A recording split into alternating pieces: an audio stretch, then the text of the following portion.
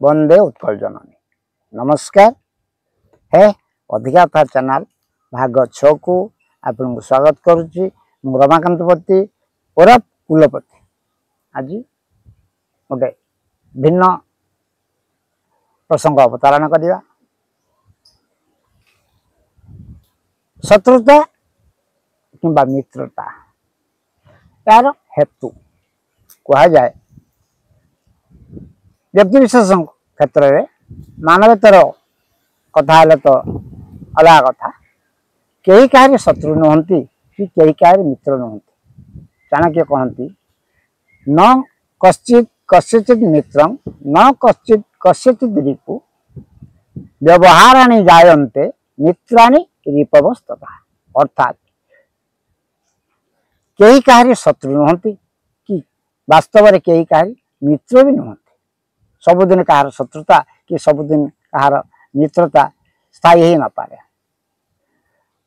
ये शत्रुता कि मित्रता सृष्टि होता है व्यक्ति विशेष कारण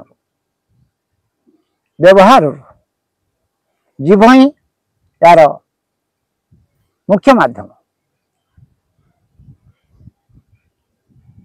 आम कथा कहवा ढंग आमको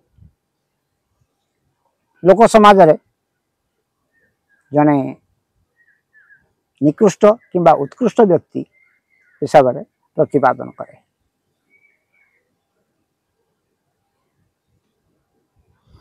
ए प्रसंग रे गोटे कहानी अवतारणा करने को उचित मान। दिल्ली बादशाह था महामहिम अकबर। एकदा से रात एक स्वप्न देखिले राज्यसभा स्वप्न वृत्तांत जानिबा पई से प्रसंग उत्थापन कले। मुख्य खड़ीरत्न ये प्रसंग रे कौन उत्तर देवे जानिबा पई महामहिम अकबर स्वप्न वृत्तांत आलोचना कले जे गत रात्रि मैं एभली गोटे स्वप्न देखी जहाँकि मो पार्टी गोटे दांत छाड़ी आउ सबु दांत पड़ जाए। खड़ीरत्न महाशय कहतु ये स्वप्न फल विचार कर कहतु यार कौन फल हो पारे भविष्य कौन ये फल आमको दर्शौ।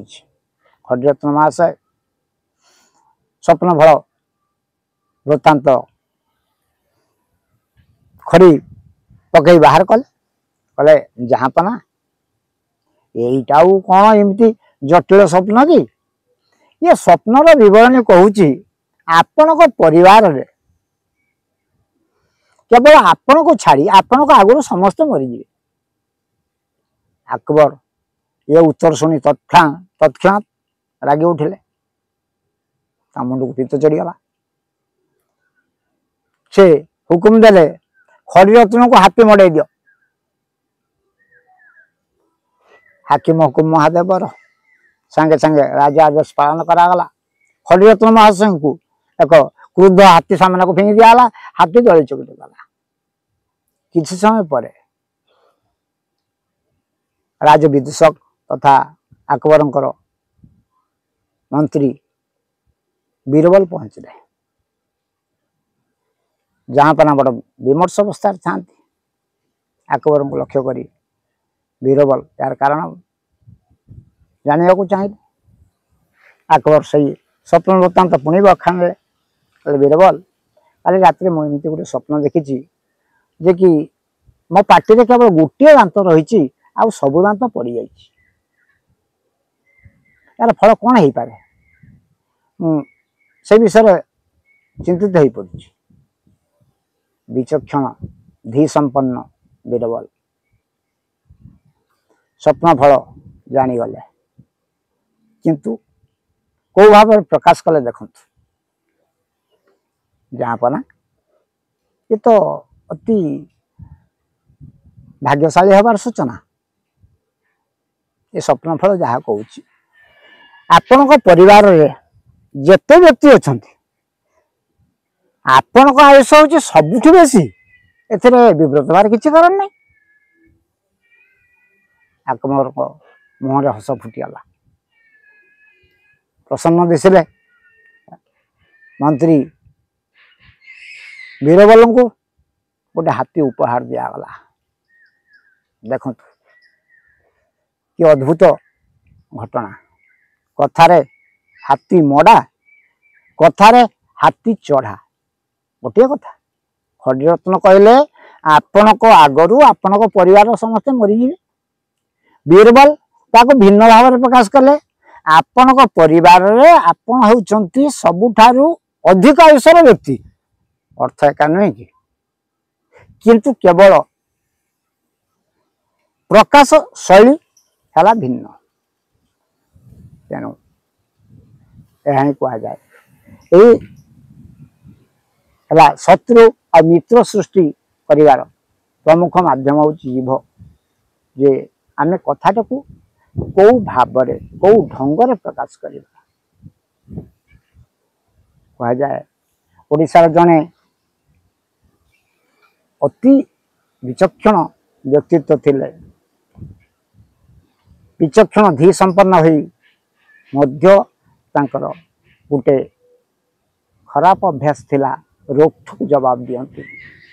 ता द्वारा से सर्व भारतीय प्रशासनिक सेवार वंचित होते। अवश्य अन्य क्षेत्र में बेस उत्तुंग शिखर को जाई पारथिले, किंतु केवल तांकर रोकठोक व्यवहार तांकर प्रशासनिक सेवार वंचित करथिला। एबे आपण कहतु ना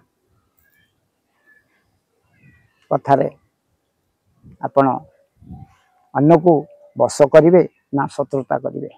भागवत कही मधुर विनय वचन कही तोषिब जन मन। एबे आपण कथा केमिति लागला? जदि भल लागला सब्सक्राइब करंतु, कुतु कुतु लागला लाइक करंतु, यदि अंतर को छुईला ताहले शेयर करंतु, नहले आपण बात अमोघ अस्त्र रही है सब बेकार कथा कहूँ। आजिकाली दिन है मधुर विनय वचन कही तोषिब जनमन नुहे कही शोषिब पर धन। आजिकाली कथा शुणे अधिका कथा